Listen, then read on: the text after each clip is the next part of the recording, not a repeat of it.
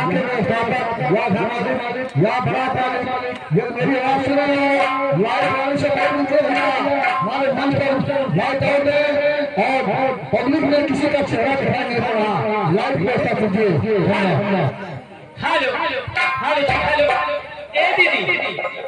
अरे पछुए खड़ी ना कर वो हेलो नमस्ते करती हूँ मैं हाल चाल न पूछे गर्मी में एकदम जलने पूरी देह तरी हुई है। अच्छा अच्छा हाँ ऊपर से नीचे तक अनुभव की शिकायत आओ दिन हाँ गर्मी में मजा आवत हो जब 440 वोल्ट पकड़त हाँ तब मजा आवत कैसे मजा आवत है बता दे तो कैसे मजा आवत हाँ हम जाने चला अच्छा हाँ बता दे तो एके अच्छा तो जाने रहा कहीं का बताई हाँ जान एकदम